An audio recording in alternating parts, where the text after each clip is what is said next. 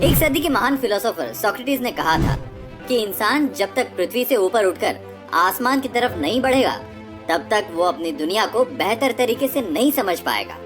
उन्होंने ये तब कहा था जब इंसान आसमान में दिख रहे सूरज और तारों को घूरता रहता था और सोचता था कि धरती दुनिया का केंद्र बिंदु यानी कि सेंट्रल पॉइंट है। समय बदला और बदलते समय के साथ साथ हम इंसानों ने आसमान की ओर बढ़ने के सपनों को जन्म दिया और इन्हीं सपनों के दम पर इंसान ने आर्टिफिशियल सैटेलाइट्स के रूप में ऐसी मशीनें बनाई जिसने आसमान की तरफ छलांग लगाई। दोस्तों, आप तो जानते ही है कि अंतरिक्ष की कोई सीमा रेखा नहीं है। इस बात में कोई शक नहीं कि अंतरिक्ष में कूच करने से पहले बहुत से जानवर ऊपर भेजे गए। इसी फहरिस्त में पहली फीमेल डॉग लाइका हमारे अंतरिक्ष में गई। उसकी कहानी रुला देने वाली है। अब मैं बात करने वाला हूँ उस डॉग की जिसे सबसे पहले अंतरिक्ष में भेजा गया था। उसे कैसे भेजा गया, उसके साथ क्या हुआ, ये सब मैं आपको बताने वाला हूँ। आज हम सबको पता है कि अंतरिक्ष में जाने वाले लोगों को सारा श्रेय दिया जाता है कि उनकी वजह से हमें अंतरिक्ष के बारे में पता चल पाया है। फीमेल डॉग लाइका जिसे अंतरिक्ष में भेजा गया था, उसका जन्म 3 नवंबर 1954 को सोवियत यूनियन में हुआ था। वो मॉस्को यूएसएसआर में पैदा हुई, जो कि आज मॉस्को रशिया है। वो भी सड़कों पर आवारा घूमने वाली डॉग थी। उसके पास अपना कोई घर नहीं था, लेकिन 1955 में उस डॉग को सोवियत स्पेस प्रोग्राम के एक इंजीनियर द्वारा उठा लिया गया। उसे यहाँ से सेंटर तक ले जाया गया और उसे सोवियत स्पेसक्राफ्ट स्पुतनिक 2 के लिए चुना गया। इस मिशन को सिर्फ इसीलिए भेजा गया था क्योंकि यूएसएसआर अपनी शक्तियों का दिखावा दुनिया के सामने करना चाहती थी। लेकिन इस बात का भी ध्यान रखिए कि ये वो टाइम था जब यूएसएसआर और यूएसए एक दूसरे के कट्टर दुश्मन थे। इस दुश्मनी को आज हम कोल्ड वॉर के नाम से जानते हैं, या फिर इसे हम एक तरह की स्पेस रेस भी बोल सकते हैं। मतलब पूरी दुनिया को ये दोनों महाशक्तियां दिखाना चाहती थी कि कौन सबसे पहले अंतरिक्ष के बारे में ज्यादा जानकारी हासिल कर सकता है। और ऐसे ही एक टेस्ट के लिए स्पुतनिक 2 को बनाया गया। इसमें वो रॉकेट में इंसान नहीं बल्कि एक डॉग को भेजने वाले थे। इसका मकसद ये पता करना था कि डॉग बिना ग्रेविटी के कितने समय तक जिंदा रह सकते हैं। उसके अंदर कॉस्मिक रेज के अलावा तापमान को नापने वाले यंत्र लगाए गए थे। साथ ही इसमें एक लाइफ सपोर्ट मशीन जिसमें ऑक्सीजन जनरेटर लगाया गया था वो भी इसमें लगी थी। इसके अलावा इसमें एक पंखा लगा था जो केबिन में 15 डिग्री सेल्सियस तापमान होते ही अपने आप चल पड़ता था।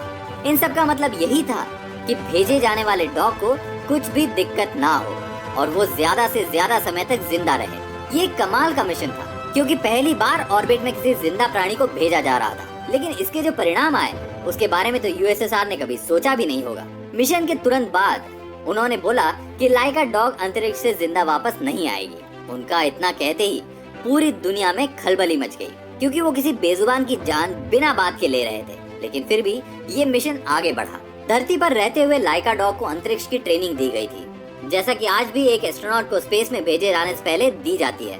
और बिल्कुल मिशन जैसा बनाने के लिए उसे धरती पर ही 20 दिनों तक एक छोटे से पिंजरे में रखा गया था। साथ ही उस पिंजरे में ग्रेविटी नहीं थी।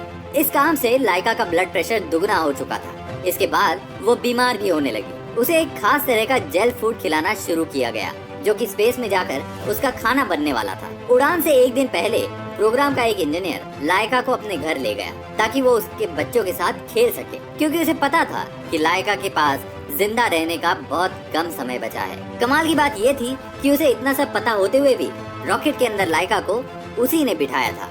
और फिर 3 नवंबर 1957 का दिन आया जब स्पुतनिक 2 को सुबह 5:30 बजे लॉन्च किया गया। शुरुआत में सब कुछ सामान्य था। लाइका सही सलामत धरती से बाहर निकल चुकी थी।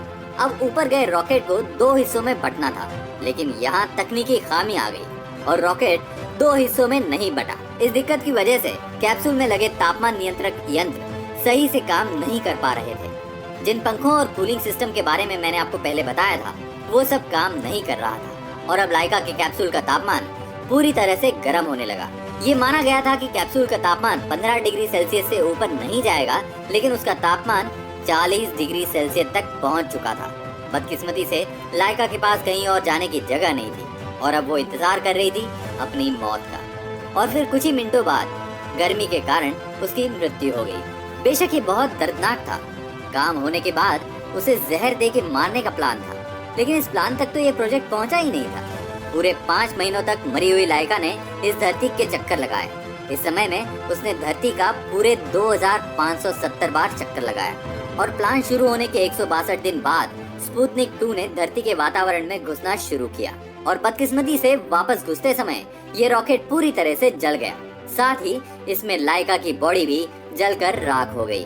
शुरुआत में यूएसएसआर ने कहा कि लाइका ने ऊपर बहुत अच्छा काम किया और बिना किसी दर्द के उसकी मौत हुई, लेकिन हर किसी को पता है कि यूएसएसआर ने उस समय पूरी दुनिया से झूठ बोला, क्योंकि लाइका तो जिस दिन ऊपर गई थी तभी उसकी मौत हो गई थी। साथ ही ये सच्चाई दुनिया को 2002 में पता लगी और पता लगा कि असल में लाइका के साथ क्या हुआ था। आज दुनिया भर में लाइका के चाहने वाले हैं और मॉस्को में तो लाइका के नाम से एक स्टैचू भी बनवाया गया है। साथ ही इन मिशंस ने यूएसए और यूएसएसआर के ऊपर जानवरों का ऐसा इस्तेमाल करने के लिए सवाल भी उठाया और लाइका के बाद ये निर्णय लिया गया कि अगर कोई देश किसी जानवर को ऊपर भेजता है तो उसे वापस लाने की भी जिम्मेदारी उसी की होगी। तो ये वो दर्दनाक घटना थी जो लाइका नामक डॉग के साथ हुई। दोस्तों, आपको ये बदकिस्मत कहानियाँ कैसी लगी हमें कमेंट करके जरूर बताएं। ऐसी ही इंटरेस्टिंग वीडियोस देखने के लिए हमारे चैनल को अभी सब्सक्राइब करें।